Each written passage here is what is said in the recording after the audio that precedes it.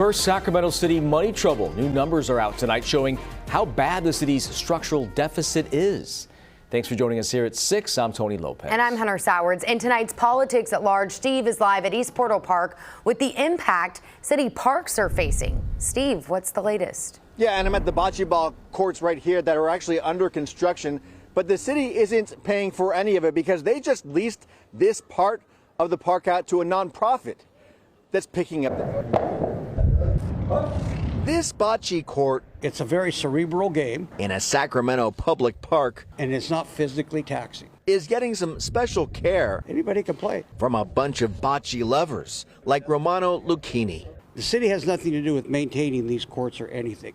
We do it all ourselves. Yeah, it's a commitment. Former Sacramento council member Steve Cohn is an East Portal Bocce Club member. The club has just entered into a 10-year lease agreement to use and maintain this court for the city. Cohn says the city should consider lease agreements in other parks too. I think absolutely they should.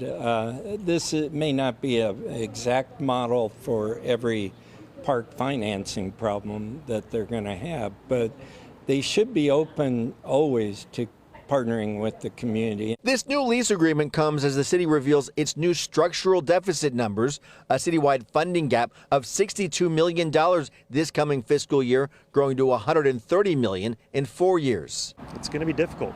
Councilmember Phil Pluckybaum will be one of the votes determining how to fill that multi-million-dollar budget gap. In the near term, what we're going to have to do is reduce expenses.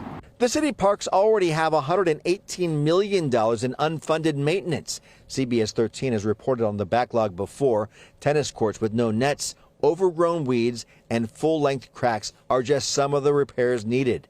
Now at East Portal Park, a lease agreement now serving to keep this part of the public park clean.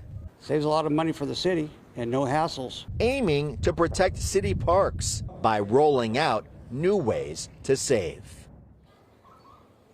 So the Parks Department is going to be appearing before the full City Council next week to share their plans with their budget problems. The full balanced budget needs to be approved by June 30th. A lot of talk about budgets here with some big impacts. All right, Steve live there from East Sac. Thanks, Steve.